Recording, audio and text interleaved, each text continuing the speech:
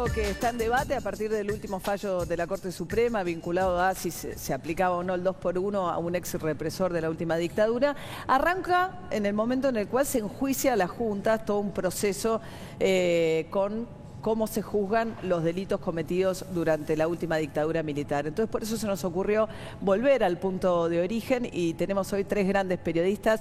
Miriam Lewin, que en este caso, además de periodista, fue testigo del juicio a las juntas como sobreviviente del centro clandestino de la ESMA.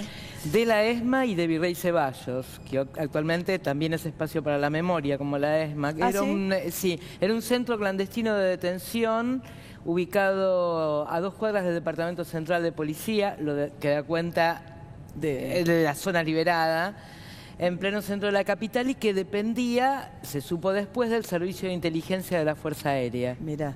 Y está también Martín Granowski, muchas veces participa aquí en Ronda de Editores en su rol de columnista de Página 12, pero en este caso es como autor de Crónicas del Apocalipsis, libro que escribió junto con Sergio Giancaglini a partir de tu trabajo como cronista del juicio para la razón de Jacobo Timerman. Página 12 no existía. Claro. Le insistía a Jacobo mucho y un día le dije, Jacobo, quiero cubrir el juicio, quiero cubrir el juicio. Yo había ido el primer día del juicio y volví a ir días después por la insistencia.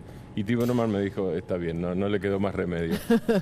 Bueno, y también Alberto Amato, periodista, exsecretario de redacción del Diario del Juicio, que editó el diario Perfil, ¿no? Gran parte del material que van a estar viendo en la pantalla grande tiene que ver justamente con rescatar el material que publicaban ustedes, Alberto. Así es, sí, fue una aventura periodística fantástica para nosotros que habíamos tomado con mucho entusiasmo la recuperación de la democracia. Éramos mucho más jóvenes, todos nosotros, entonces ellos no habían nacido, pero yo sí. Y yo recuerdo, además de lo que fueron las audiencias, de ver la maquinaria de la justicia en acción, de ver la valentía de los testigos y demás, el entusiasmo con que la sociedad, los periodistas, vivíamos esas jornadas conmovedoras, digo, emocionantes. Una vez hablando con un juez... Que no se televisaban, ¿no? No. Por un tema No, había una suerte de pool fotográfico incluso. No podía entrar cualquier fotógrafo. No todo el mundo, no todos los medios estaban autorizados a tomar imágenes e incluso todos los testigos estábamos tomados de espaldas o de 3/4 perfil, ninguno de frente. No los mostraban. No.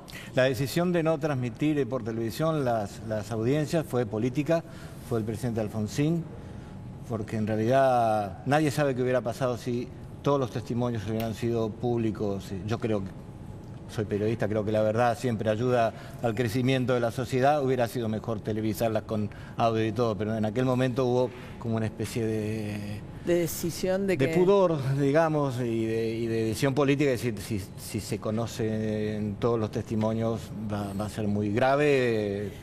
Los alegatos sí, ¿no? La parte final del juicio, ¿no? Se pasaba todos los días una selección por televisión con voces en off, pero por ejemplo, no estaban las voces de los testigos directas. ¿Vos no escuchabas a las víctimas de la dictadura contar? Nosotros cubriendo, sí. No, pero por como eso, televidente. No, pero por eso para nosotros, para los que escribíamos, se convirtió en la cobertura de un juicio como si fuera del siglo XIX. Porque en realidad lo que había que hacer para enterarse de lo que pasaba en las audiencias era leer o los diarios o el diario del juicio, claro, o las revistas. No había otra fuente. Por eso era fundamental el rol del diario del juicio, que publicaba la transcripción de los testimonios. Para nosotros los sobrevivientes y los testigos teníamos desesperación por atesorar cada una de las ediciones. Estaba muy bien editado y cumplió una función social de difusión. Creo que fue una publicación histórica. Yo la guardo como una publicación histórica, guardo hasta mis libretas de apuntes también. Son como 35 libretas de apuntes que tengo con los testimonios. Y ahí es donde se elabora, me parece, ¿no? Un poco la base de entender que lo que había pasado ahí era un plan sistemático y que no había habido casos individuales y que como plan sistemático del terrorismo Estado es lo que deviene con el tiempo la idea de que eso fueron crímenes de lesa humanidad, ¿no? Y si escarbás en todo, está todo. En el juicio está todo. En la CONADEP está una parte, el informe de la CONADEP, que es un año antes. Que es anterior al juicio a las juntas. El informe de la CONADEP es del último semestre, creo que es de septiembre del 84. El juicio empieza, las audiencias públicas empiezan el 22 de abril del 85. Alfonsín se había aburrido en algún momento de que las instancias militares no se cumplieran, y entonces se abre la posibilidad como ya estaba previsto, la posibilidad de juicio civil. Y es como vos decís, ahí está. La discusión sobre el derecho internacional de los derechos humanos, la discusión sobre si eso fue una guerra o no fue una guerra, la discusión sobre si son dos demonios o no son dos demonios, o si es terrorismo de Estado. La conclusión es que el juicio es el juicio al terrorismo de Estado, no hay ninguna duda, y lo que sale es una cantidad infernal de pruebas, con un gran trabajo de la Fiscalía a cargo de Estracera, Moreno Campo, y un grupo de chicos, algunos de los chicos, bueno, uno de los chicos es Maco Somigliana, que es uno de los jefes actuales del equipo de antropología forense, una de las cosas más extraordinarias que hizo la Argentina y que sigue haciendo la Argentina.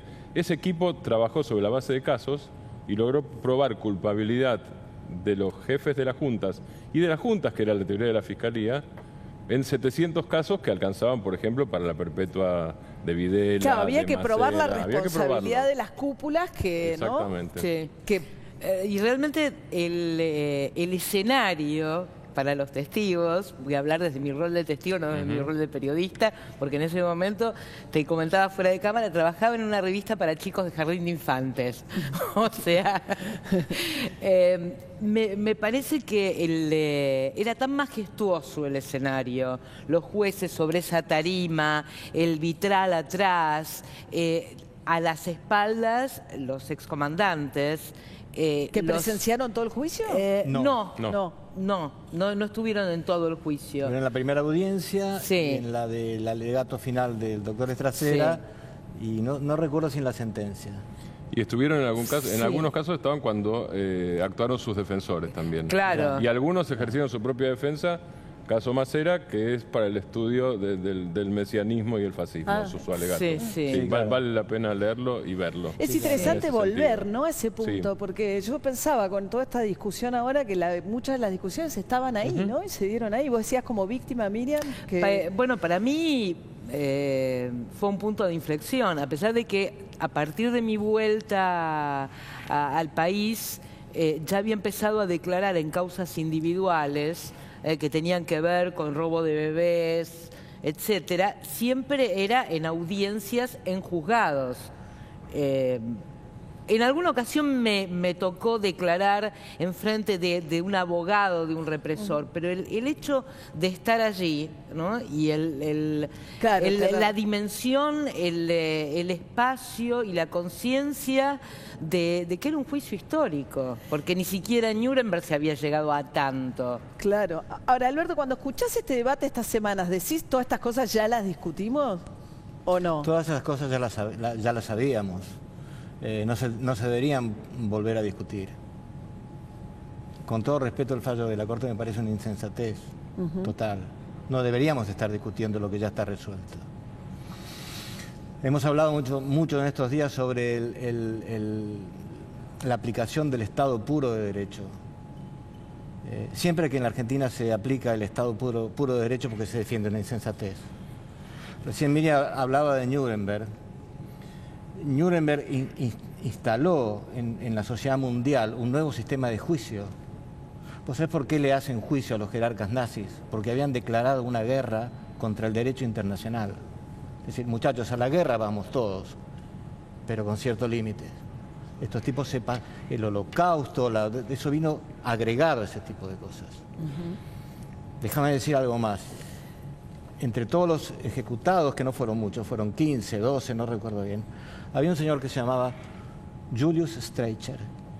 Nunca mató a nadie. Nunca vistió un uniforme militar, no dirigió un campo de concentración, nada. Solamente dirigió un periódico que lanzó una brutal campaña antisemita. Y los jueces consideraron que ese tipo era responsable de que lo que había pasado hubiera pasado. Y lo colgaron. Si aplicaban el Estado puro de derecho, Streicher no tendría que haber sido ni siquiera juzgado. Algo a favor del juicio en la Argentina es que si hiciéramos el parangón, serían los alemanes juzgando alemanes en Nuremberg. Claro. Ese es el mérito de la Argentina. Que un gobierno democrático, inmediatamente después del cese del gobierno militar, de la dictadura militar juzgó a los militares argentinos cuando todavía los militares detentaban muchísimo poder. Que eso es lo que a veces discuto cuando se critica la actitud de Alfonsín. No es que me hayan gustado las leyes de perdón, me parece que fueron un brutal retroceso, pero hay que... Yo estuve en Plaza de Mayo en Semana Santa y hay que colocarse en un contexto histórico, claro, y sentir lo que todo ese universo sentía en ese momento. Si volvían los militares, nos mataban a todos, a vos, a mí, a él, sí, claro, a todos nos mataban. Es que esto también un poco puso en perspectiva que había estado pasando, ¿no? Digo, el juicio a Alfonsín, juicio a las juntas, después vienen las rebeliones carapintadas a las que te referís, sale obediencia debida y punto final, fruto de la debilidad de Alfonsín. El poder que dice Miriam tenían todavía los militares. Tenían los militares. 2 años se habían ido antes de ayer. Después vienen los indultos de Menem, después con Kirchner, primero deroga, ¿no? Indulto final, obediencia debida y punto final la Corte, y después derogan los indultos también, ¿no? Y había quedado... Y hay anulación legislativa y hay fallo de la Corte Suprema, es decir, actuaron los 3 poderes. La impunidad se termina por actuación de los 3 poderes. Incluso en aquel momento, algunos invocaban a Alfonsín para la no derogación, ahora se puede contar ya, de obediencia debida. Algunos decían, esto no se puede hacer porque es... algunos radicales, un delito de leso alfonsinismo prácticamente. Yo hablé con Alfonsín en esos días, esto ya se puede contar, y me dijo, ponelo como quieras, pero sabe cuál es mi posición. Dice, lo que yo hice lo reivindico. Dice, yo sé que vos no estás de acuerdo, lo que yo hice lo reivindico. Ahora, no molesten ahora porque no tiene nada que ver con la situación actual. El 2003 no es 1987. Cuando derogan las leyes de obediencia debida y punto final la Corte. Vos fíjate que todo... Las piedras basales terminan en la Corte, digamos, la que termina resolviendo un poco no, claramente hacia dónde va. Es ¿no? Iniciativa del Poder Ejecutivo, es iniciativa que venía de Patricia Walsh en el Legislativo, y la nueva Corte es la que le pone el broche final a esto como proceso, tal cual. Lo que permitió la reapertura de todos estos juicios, ¿no? Cuando los 3 poderes funcionan independientes, la cosa marcha bien. Ahora, Miriam, vos como testigo todavía está la causa de la ESMA, ¿no? Sí, ya declaré en esta mega causa que hay que decir que cambió el ritmo. Yo soy querellante en la causa ESMA. Hablando de la independencia de los poderes, los vientos políticos cambiaron y comenzó a ralentarse preocupantemente. Tiene una audiencia por semana, ¿no?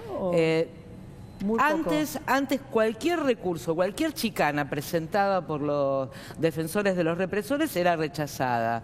Es decir, suspendamos las audiencias porque me duele una muela.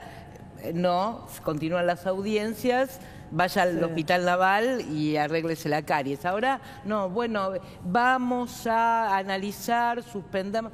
Realmente todas las querellas, y entiendo que la Fiscalía, están muy preocupadas, y me quedó claro, negro sobre blanco, inmediatamente cuando sucedió esto del 2x1 en el fallo de la Corte, de qué estábamos hablando cuando los organismos de derechos humanos expresan su seria preocupación porque los vientos políticos soplan, en este caso, a favor de los genocidas. Es decir, que vayan todos a sus casas, que se les aplique el 2x1 y que tengan una serie de beneficios que no corresponden, realmente no corresponden. Martín escribe hoy en la tapa de Página 12, enseñando un poco cómo el rol que tuvo clave Rosenkrantz, estuvimos hablando también al principio del programa. Uno imagina que después de la reacción, sobre todo la sanción de la ley del Congreso, probablemente en lo que hace al 2x1 revierta la Corte la decisión.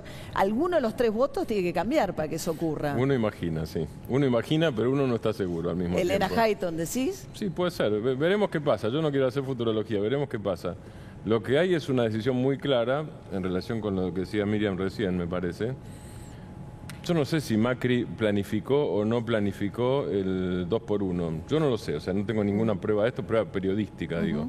Ahora, si vos designás en la Corte Suprema a 2 personas que son las que vos designás, y después el Senado acuerda con ellas, digo, para ser claro. 2 tercios, además. 2 tercios, exactamente. Senado mayoritariamente peronista. Exactamente, sí, claro. exactamente. O sea que hay una responsabilidad compartida. Si los que salen son tipos que dicen, que hay que desconectarse, lo estoy sintetizando mucho, desconectarse del derecho internacional de los derechos humanos y las leyes internacionales, y tienden a resistir eso, y lo practican en febrero último con el fallo Fontevecchia de la Corte Interamericana de Derechos Humanos, vos ya sabés que el camino va a ser ese. Y el camino fue este. Pues, bien, nos quedamos sin tiempo, lamentablemente, pero les agradezco muchísimo a los tres. Queríamos volver al juicio a la Junta, nos parecía que era importante, como volver al principio de este proceso, que evidentemente es parte ya de un bien social, ¿no? Que la gente salió a defender esta semana en la calle. Fuertemente. ¿No? Bueno, muy buenas noches, nos reencontramos con ustedes el domingo que viene.